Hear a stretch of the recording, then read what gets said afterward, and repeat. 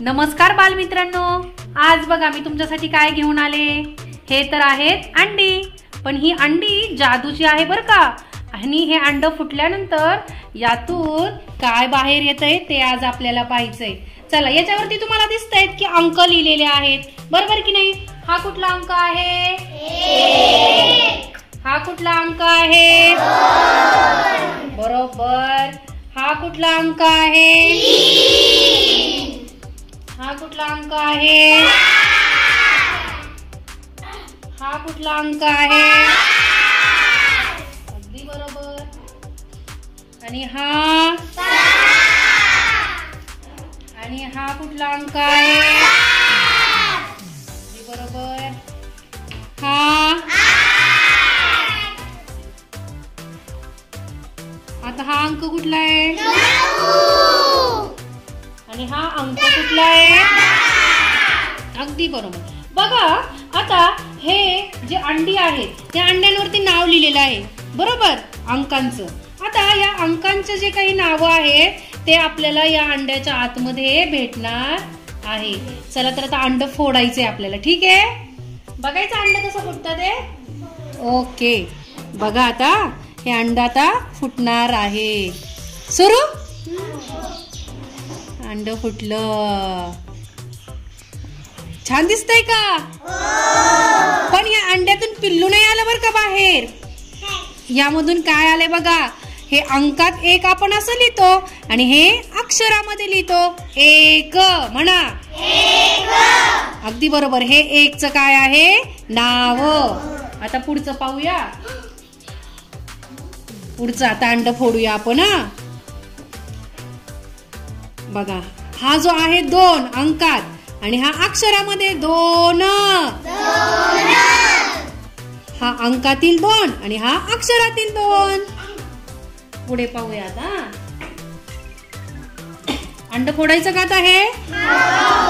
चला फोडूया। आता ही संख्या तर सगळ्यांना माहिती, ही किती आहे? 3। आणि हे झालं 3चं नाव, 3। समजलं सगळ्यांना? Okay, next. किती अंक आहे हा? 4। आता त्याचं नाव काय ते आपण पाहूया। बघा, त्याचं नाव आलं का इथे? 4। हा अंकातला 4 आणि हा अक्षरातला 4। चला पुढचं पाहूया आता। हा अंक आहे 5। आता अंड फोडते मी। बघा, याच्यामध्ये आला अक्षरातील 5 म्हणा, 5। ओके, आता पुढचा अंक पाहूया आपण। हा आहे 6। आता 6 पाहूया अक्षरातला कसा दिसतो ते। ओके, आता अंड फोडलेलं आहे बघा, 6। हा अंकातला 6 आणि हा अक्षरातला 6। चला आता पुढचं घेऊया। पुढचा कुठला आहे? 7। हा तर अंकातला आहे। मग अक्षरातला बघूया कसा दिसतो ते। 7। हा अंकातला 7 आणि हा अक्षरातला 7।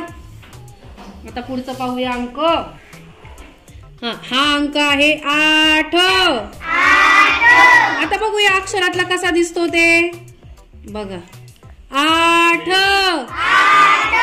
हा अंकातला 8 आणि हा अक्षरातला 8। आता पुढे पाहूया आपण। हा कुठला अंक आहे? 9। आता अक्षरातला 9 बघा कसा दिसतोय ते। 9। कळालं? आता पुढचं अंक पाहूया। हा आहे पहा 1.10। आता अक्षरातला 10 पहा कसं लिहायचंय? 10। हा आहे अंकातला 10 आणि हा आहे अक्षरातला 10।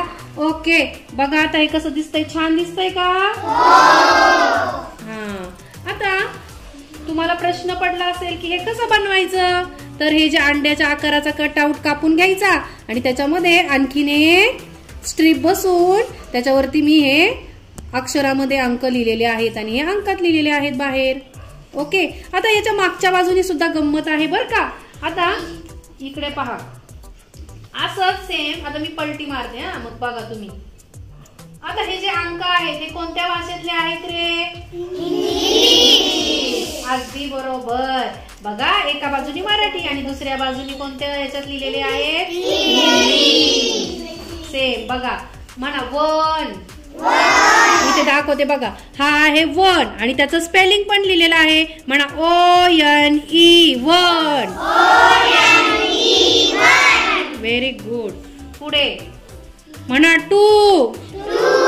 TWO to.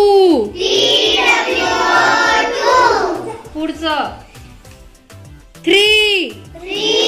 THREE.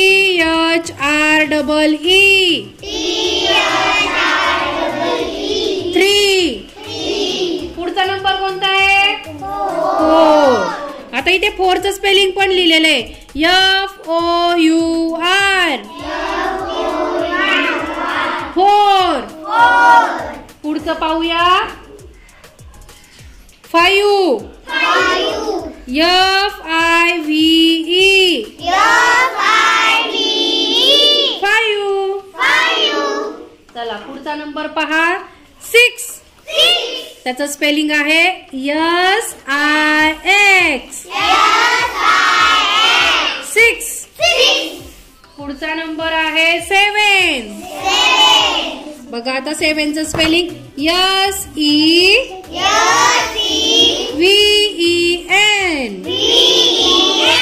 सेवन. पुढचा नंबर आहे एट. एटचं स्पेलिंग आहे EIGHT. एट. नेक्स्ट पहा काय आहे? नाइन. नाइनचं स्पेलिंग म्हणा NINE. नाइन. पुढचं स्पेलिंग आहे पहा टेन. टेनचं स्पेलिंग TEN. टेन. पहा, आता हे जे आहे ते इंग्लिश मधले सुद्धा नंबर्स आहेत आणि दुसऱ्या बाजूनी कोणते याच्यात आहे? मराठी. आणि हे अंड असं बंद केलं की फक्त याच्यावरती काय दिसतात? मराठीतील अंक आणि इंग्रजीतील अंक. आणि अंड फोडलं की काय दिसतो? इंग्रजी मधलं इकडं स्पेलिंग आणि इकडे मराठीमध्ये अंक कसा लिहायचा ते अक्षरात लिहिलेलं आहे. आहे की नाही मजेशीर अंड? आवडलं तुम्हाला? ओके. तुम्ही सुद्धा तुमच्या शाळेमध्ये असे सुंदर सुंदर शैक्षणिक साहित्य बनवा आणि तुमच्या विद्यार्थ्यांना हुशार आणि ज्ञानी बनवा. Okay, bye.